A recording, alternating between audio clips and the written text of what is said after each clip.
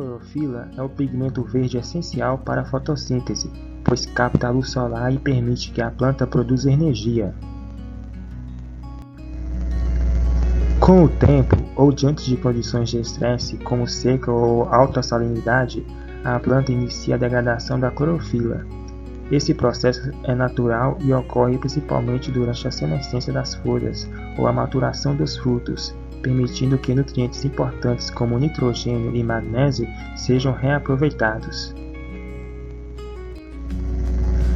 À medida que a clorofila é degradada por enzimas específicas, outros pigmentos como carotenoides e as antocianinas tornam-se invisíveis. Esses pigmentos têm funções essenciais. Os carotenoides auxiliam na fotoproteção e dão coloração amarela, laranja ou vermelha, enquanto as antocianinas podem proteger contra a radiação ultravioleta e estresses ambientais, além de atrair polinizadores e dispersores. Na fruticultura, compreender esses processos é muito importante, pois a mudança de cor indica o grau de maturação dos frutos, auxiliando na determinação do ponto ideal de colheita e garantindo a qualidade do produto final.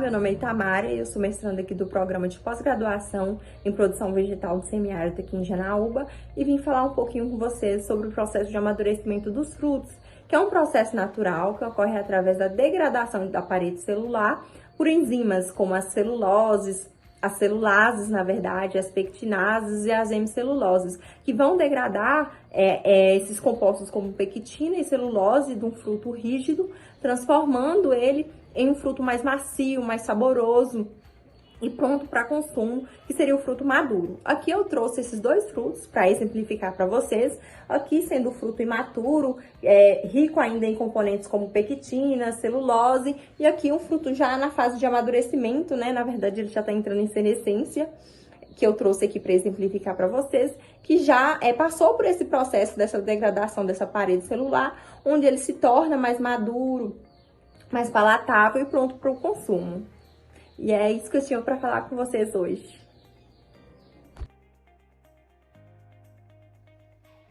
Olá pessoal, eu sou a Raíssa e dando continuidade aos temas sobre amadurecimento dos frutos, eu vou falar um pouco sobre o aumento dos açúcares solúveis. Bom, nesse processo, os principais açúcares solúveis que são acumulados são a glicose, a frutose, a sacarose. A proporção entre eles vai variar ali conforme o fruto, o estágio de maturação, né? Mas todos eles vão contribuir ali para o aumento do teor de sólidos solúveis, o teor de grau Brix, né? Desses frutos. E em frutos climatéricos, como a banana ou o mamão, o aumento de açúcares durante o amadurecimento é um resultado da conversão do amido em açúcares mais simples, um processo ali que envolve enzimas como as amilases e, além disso, ocorre uma modificação no metabolismo da sacarose, onde as enzimas como sacarose síntese, sacarose fosfato síntese, entre outras ali, regulam a síntese e a degradação da sacarose, liberando então glicose e frutose. Em frutos não climatéricos, como a uva e a laranja, esse aumento dos açúcares solúveis está mais relacionados aos transportes dos fotoassimilados, né? Então, o acúmulo desses açúcares é controlado tanto por fatores hormonais como o etileno e também fatores ambientais como temperatura, luminosidade, disponibilidade de água, que também influenciam nesse processo do amadurecimento. Então, portanto, o aumento desses açúcares solúveis é resultado aí de uma interação complexa entre o metabolismo de reservas, transporte de carboidratos e regulação hormonal. Então, resultam aí em frutos mais doces e, consequentemente, com maior valor comercial. Durante o amadurecimento dos frutos, ocorrem diversas transformações bioquímicas, entre elas a formação de compostos voláteis, o aroma e o desenvolvimento de sabor.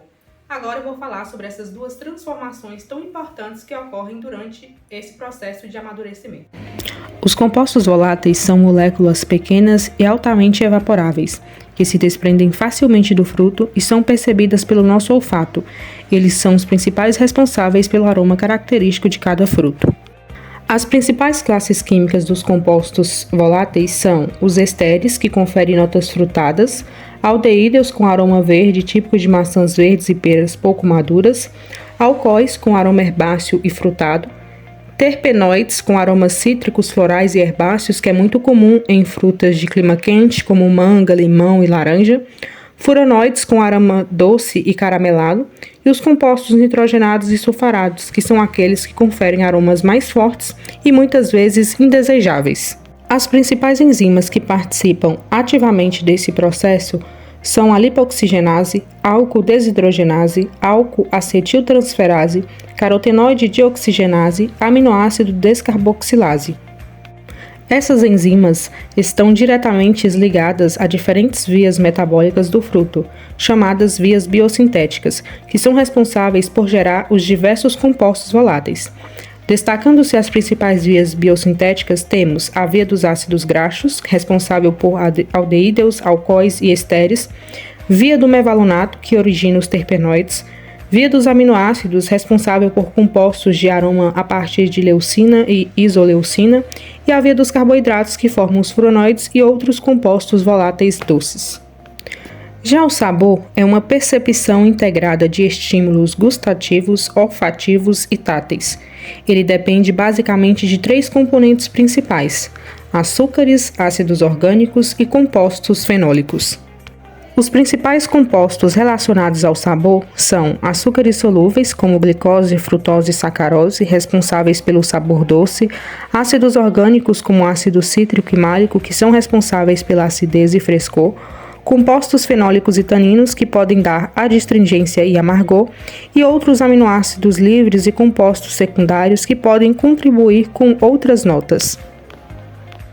E para a formação desses compostos relacionados ao sabor, as principais vias biosintéticas são a via da fotossíntese e metabolismo primário para a formação de açúcares, ciclo dos ácidos orgânicos ou ciclo de Krebs para a geração de ácidos como cítrico e málico, e a via do shikmato e fenilpropanoides para a formação de compostos fenólicos, que contribuem para o amargor, adstringência e complexidade de sabor.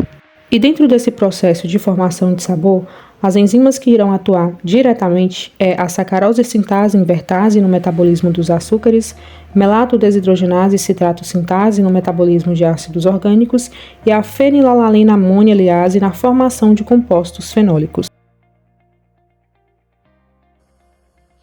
Olá, meu nome é Silvana e eu vou falar com vocês hoje sobre perdas nutricionais de frutos. Você sabia que o valor nutricional de frutos pode ser alterado pós-colheita? As frutas são alimentos ricos em nutrientes, vitaminas, minerais, carboidratos, fibras e água. Fatores como a respiração do fruto no pós-colheita, o amadurecimento, o processo de amadurecimento, o manuseio desse fruto no pós-colheita também, a temperatura e a umidade que eles são adequados, dispostos, eles afetam a quantidade de açúcares, ácidos orgânicos, vitaminas, antioxidantes, água e outros. Mas, nós podemos minimizar essas perdas realizando a colheita no ponto certo, avaliando se o fruto ele é climatérico ou não climatérico, e também agilizando no processo de escoamento desse fruto, o uso também de embalagens adequadas. E é importante lembrar que a perda de nutrientes não significa que o fruto não seja nutritivo, mas seu valor nutricional ideal não é mais o mesmo. Tchau!